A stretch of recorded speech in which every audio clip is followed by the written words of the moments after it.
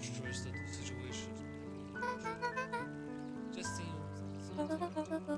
And you're sure there's nothing we can do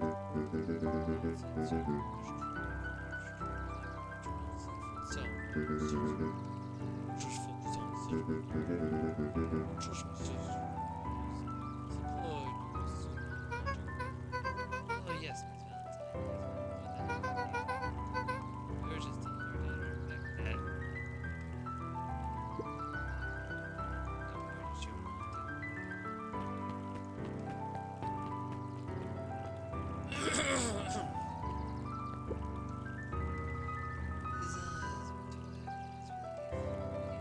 vanished. That's impossible. He doesn't even see the dangers he is in.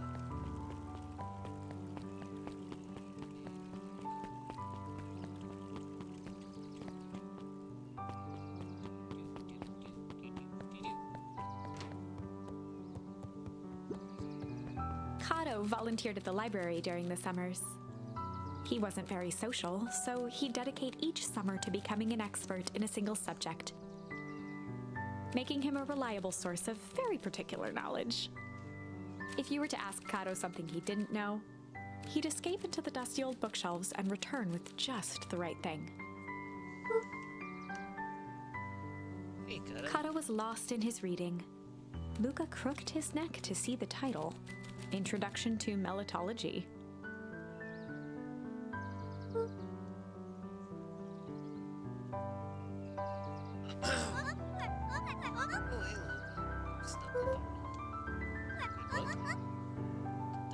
He gestured to the shelves.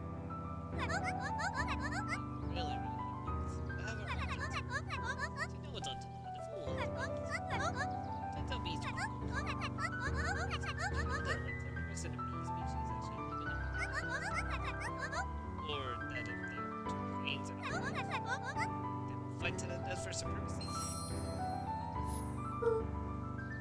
That's interesting. You haven't seen all of them around recently, have you?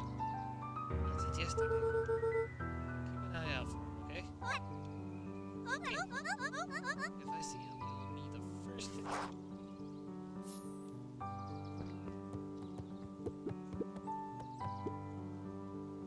Hey, Jace. Oh, hey, Luca. Did Rolo come by? No. I was actually surprised. Usually here early on days when a new issue drops. Rolo is the biggest Hank Atomic fan I know. Besides myself, that is. Well, if he does swing by, tell him we meet, you know where. No. He knows where. Ooh. Roger that, Space Cadet. The bottom corner shelf was a dusty array of thick science books. Only one binding was clean enough to read: Cellular Biology and the Chemistry of Mitosis. Mycological Phosphorescence.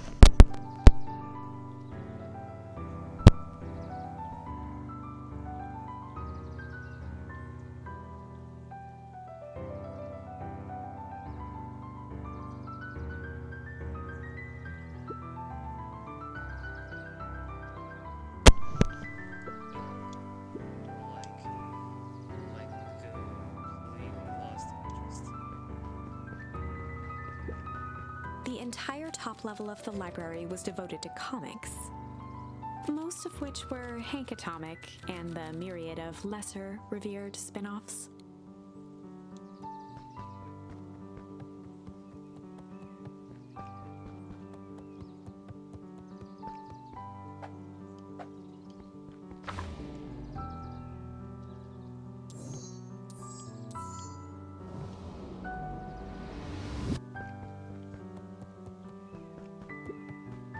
Oh, the cobs I've eaten. A salad-centric travel guide for the mildly adventurous. Yuck. Sally Seashore's simple, succulent sundries. Luca brushed off a smudge of dust. Or maybe it was flour. 30 recipes so easy you'll doubt it's even edible. A peek behind the curtain. The Methods and Ruminations of Patrick C. Montesquieu, one of the greatest acting minds of our time, by Patrick C. Montesquieu.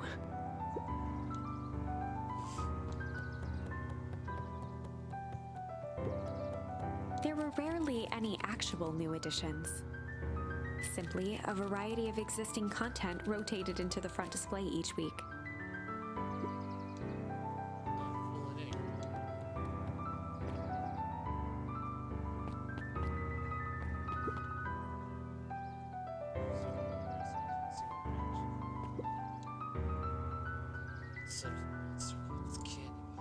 Oh yeah, Mr. Nungrade works weird hours sometimes. Of course he does. Did you? What's your name? Luca Vander. Beck's family moved often, giving her little time to establish any real connections. She would tell you she prefers it that way.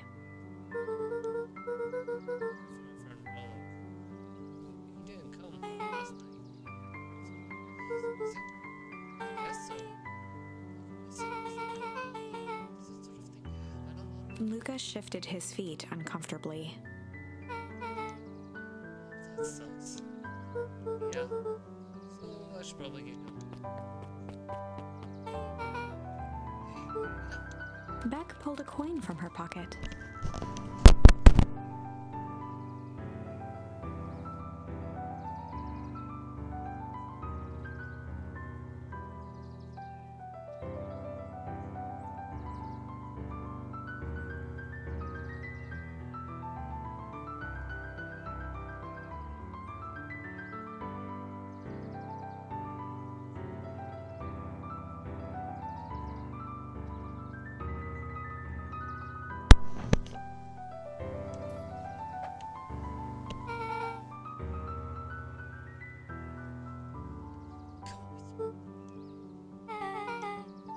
So says the old Winnie. Technically, it landed on heads. They just can't find his friend. Yeah, well, technically it landed on heads. They just can't find his friend. But always do leaves. Kind of like me and Rollo. Yes, Rollo is my ally. That settles it. A person should never be without their companion. Let's go find him.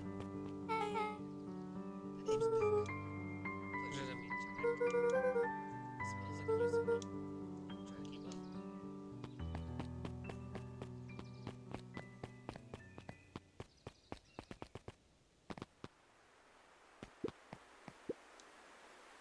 Joey, have you seen Willow around? No. Sorry, Luca. I found my eyes in the dirt. Go beat it. Can't seem to find it. You never came home last night. Do you think it's because it's been closed around? I don't see why that would have anything to do with Willow. No, the Beatles. Do you think the temperature confused your circadian rhythm or something? Who's to say? I'm no meteorologist. Just keep an eye out for him, would you? Of course.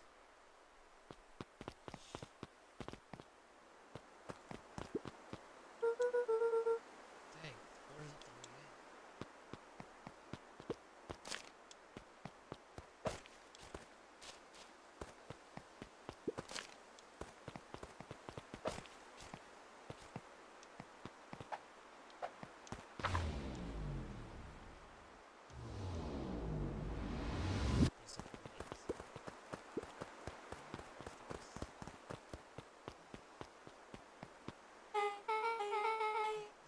Looks like a path goes this way.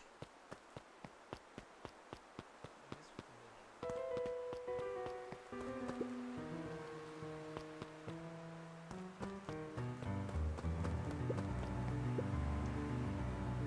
Property of Valentine fertilizer.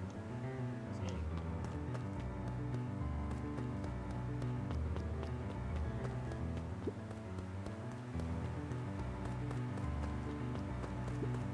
Luca felt a chill as he approached Beck. Her eyes were locked on the strange green liquid. The nearby grass was coated in a fine layer of frost.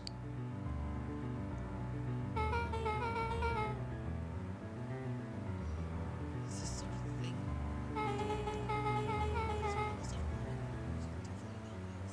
It's almost overwhelming. I have no idea what it is. The next obvious step is science. What is science? Welcome to the stage. Luca watched as Beck dipped a broken tree branch into the goo. Beck's eyes widened as flowers grew from the dead wood. First small buds, which quickly bloomed into vibrant petals.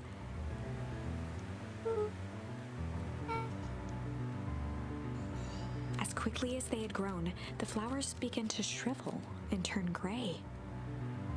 Beck dropped the stick with a grunt of disgust. So the science tells us this gunk is weird as hell. Yeah, it seems dangerous. I did. What again? Oh, time for this right now. Yeah, like it that. Don't say things like that. Just hey there, just.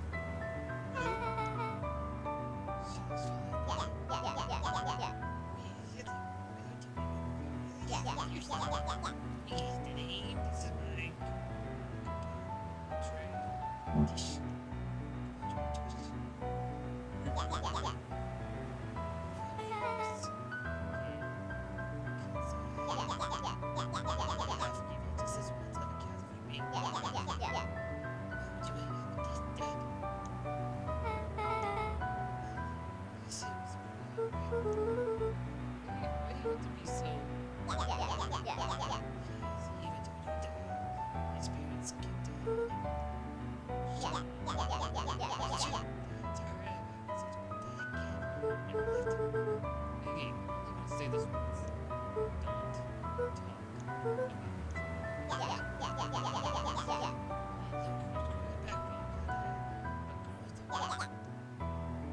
First is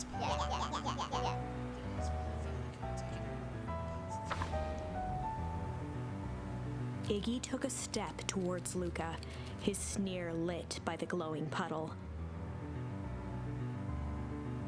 Beck could see tears welling in Luca's eyes, his fists clenched.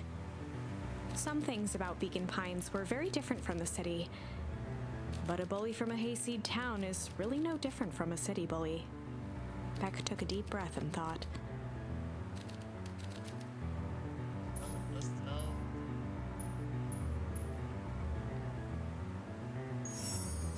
Well, time to bust out the tickles.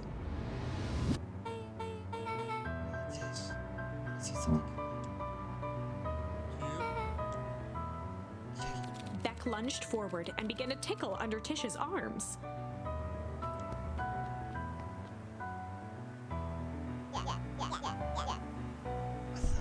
Tish, is she tickling you?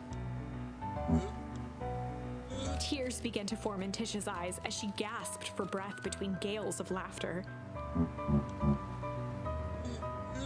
Beck redoubled her efforts until Tish finally had had enough.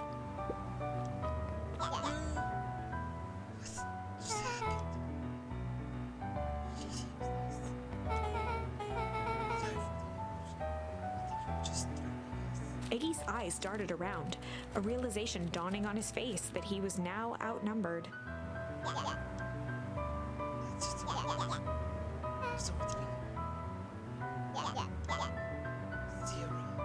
Iggy kicked at the puddle before making his escape.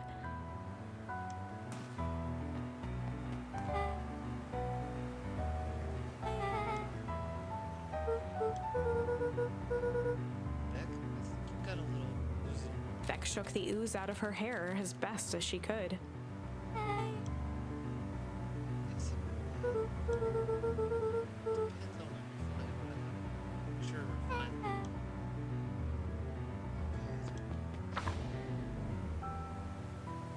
Chapter 4.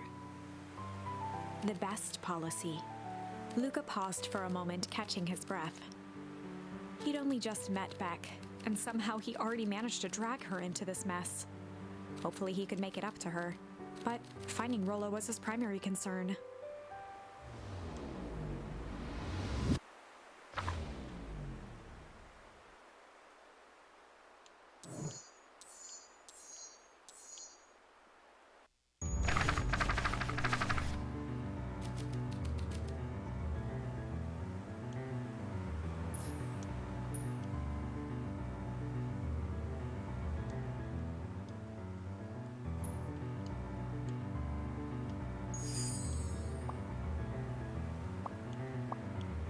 Chapter 4. The best. Luca, he'd only just... Hopefully he...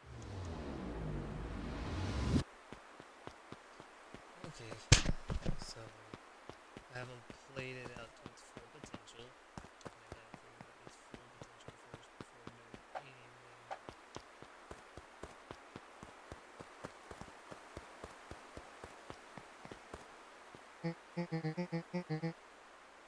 Look, what the hell are you doing out here? Why did a kid with gray hair just run past Roxy us? and Fitz looked drained. It was clear they'd spent all day searching. That's Beth. I don't care who she is. What happened? We were just helping and looking for Dora. Look, I need you to start telling me the Roxy's truth. temper could often be dismissed as the impatience of an older sibling. But this was the most intense Luca had ever seen her. Her eyes were wild and unfocused, looking straight through Luca. I'm running out In a of time. torrent of rambled words and tears, Luca broke down. Noel and I weren't just playing in Wheat Woods yesterday. We were investigating lights at the old Valentine Warehouse. But someone was there in a strange suit. We hid in a dumpster and had a heavy bag dropped on us. And I think it was a body. And so we ran, but we got split up. And I ran home. And it's all my fault. I know my best friend may never come back. Just Roxy, still exhausted and angry, softened briefly as her eyes hunted the ground in thought. With a determined sigh, she looked up at Luca. it's not your fault. Lulu's gonna be okay. I Roxy drew promise. herself up. I'm gonna fix this. Luca, go home.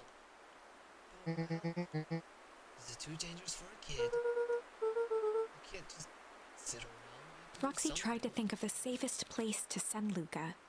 Go back to the little treehouse you two like to play in. Wait there in case Roman shows up. Sounds Luca like a wiped his cheeks and gave a quick nod. plan. You did the right thing telling me the truth. No scoop. If you really believe this story, what option do we have? Things have been strange around here leading up to the festival. Sorry. My dad has been acting weird lately. Well, weirder than normal. Looking into the puddle, Roxy rubbed her arms to warm up. Why is it so cold here? This place gives me the willies.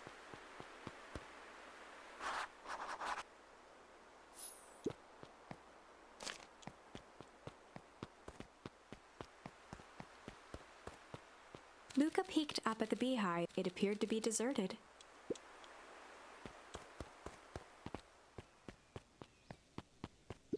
The Valentine mansion both figured.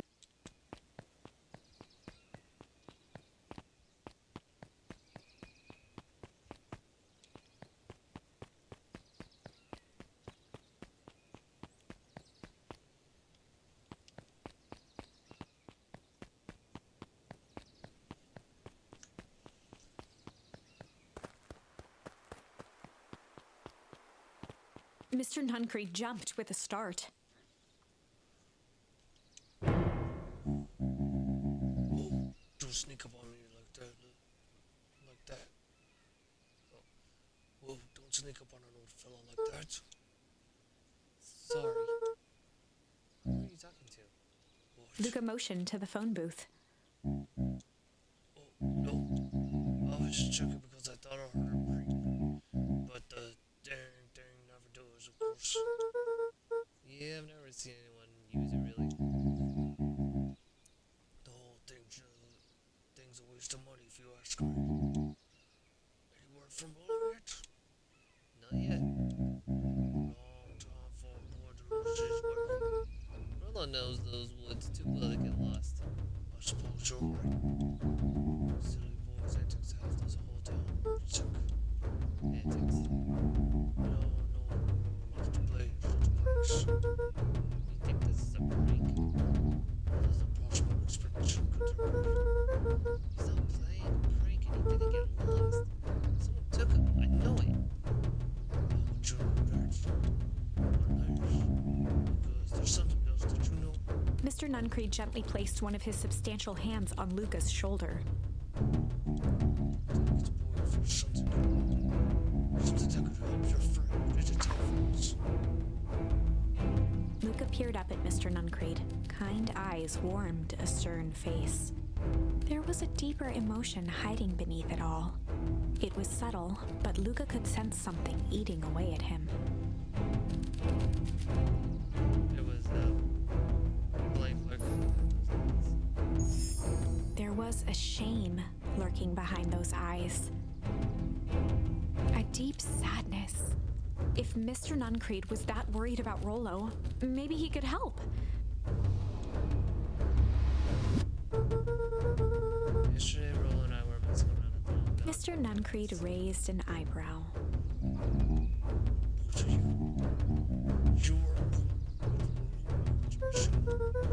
were not exactly. He was hiding in the dumpster. The dumpster? What are you doing? At first, we were just looking around. Then someone in a strange yellow suit came and dumped something on us. We both got scared and ran. The last I saw of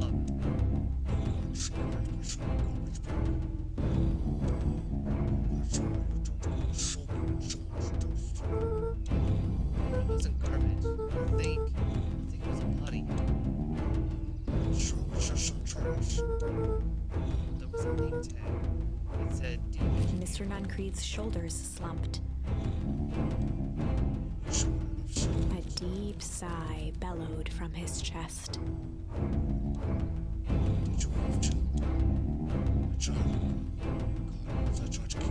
Luca attempted to take a step back, but Nuncreed's hand clamped down on his shoulder.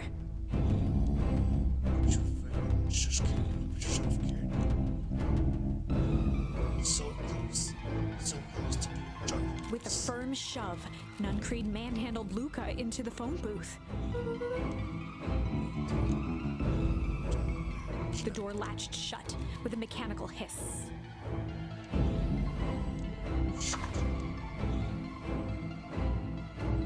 As Luca pounded the glass, the floor dropped from under his feet. The inside of the phone booth was now a loose capsule plummeting at gravity's whim. Luca winced and pressed his hands to the walls. As he braced for impact, the capsule hurried to a surprisingly smooth stop. He felt a cold rush of air and opened his eyes with hesitance. Two large figures in hazmat suits occluded his view. Luca heard the deep, resigned voice of Mr. Nuncreed over an intercom. He knows too much. The end. Wait. No. This isn't the end. I know there's still much more. Somehow this went wrong. Okay, let's try something else.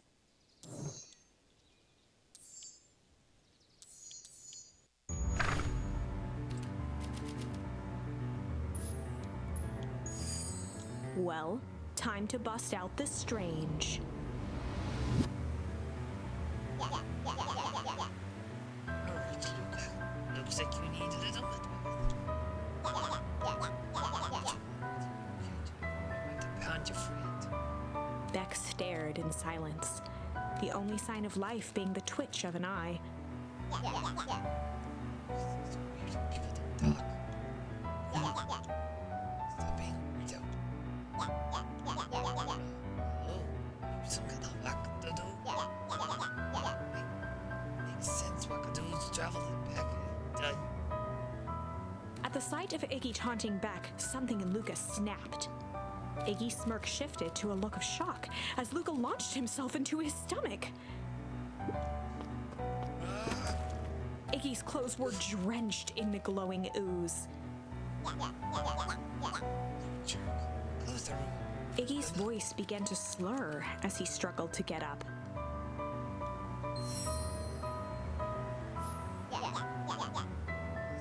Feels so good. Sorry, just... Oh, shit. Huh?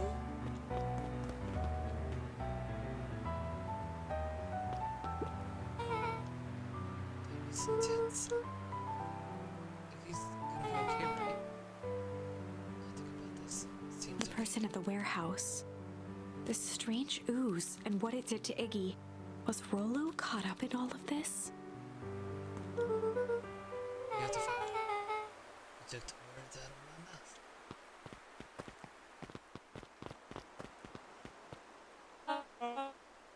Ooh, dear little buddies. You started it. What the dickens are you up to in this part of town?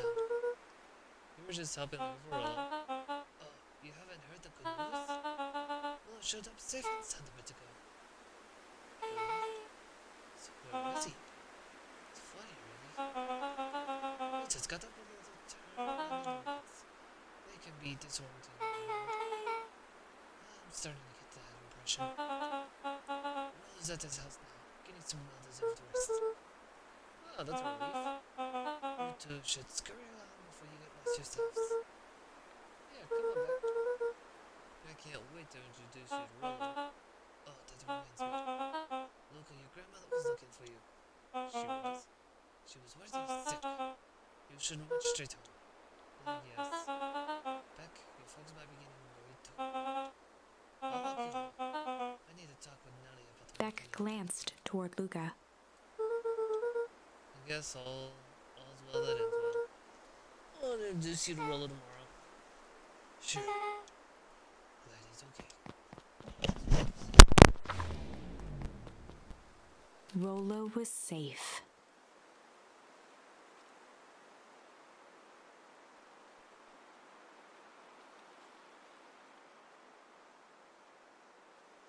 A wave of relief washed over Luca, which was quickly replaced by a sense of dread.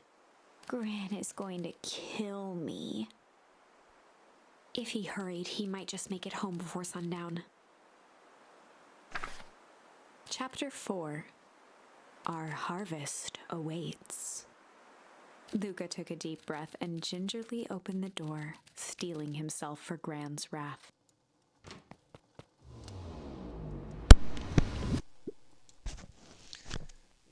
Gran? I'm home. Everything's fine. Gran?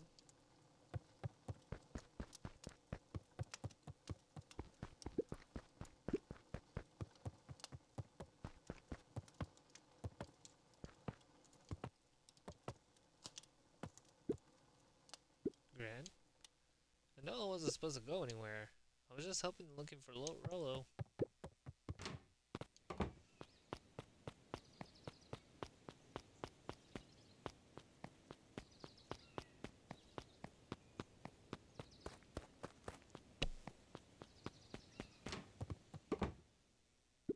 Gran?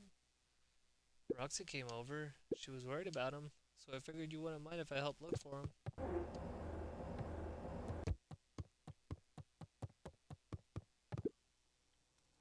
Turns out Rollo's safe and sound.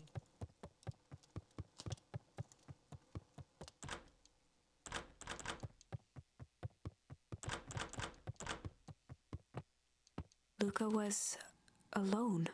The house was empty. So Gran's not back yet? I guess that's a good thing. Nothing to do now but sleep, I guess.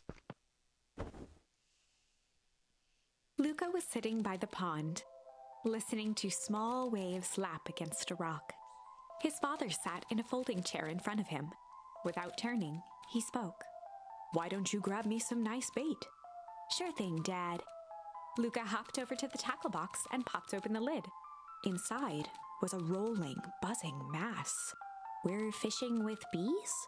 Luca's father gave a warm chuckle. Well, you catch more fish with bees than honey. Pick us out a good one. Luca closed his eyes and plucked out a bee. He could feel its wings struggle between his finger and thumb. Holding it at arm's length, he hurried over. His father deftly baited the hook and examined his work. Interesting choice.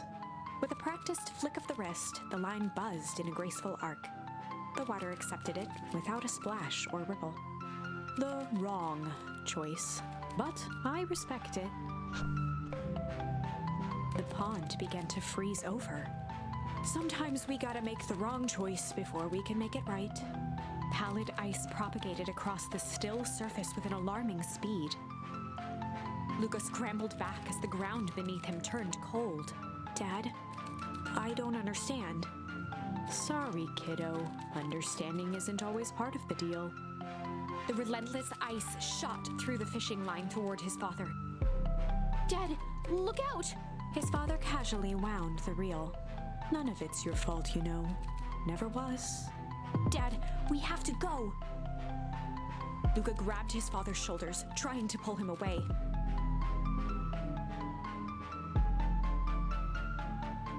Please, you have to run!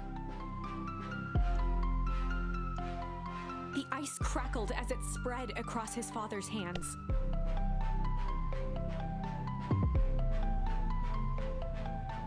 That's the thing about fishing, Luca. His chest began to crystallize. You toss your hook in, and you never know what you're gonna pull out. A shock of searing cold ran up Luca's arms. He gave one last desperate tug. The chair tipped backwards in a single frozen mass. Luca tried to stop the momentum, but it was too late. He watched the icy form of his father slam into the hard ground, shattering into 1,000 pieces that crowded around his feet. Dad, I don't understand. What does all this mean? The gentle rustle of leaves was the only reply.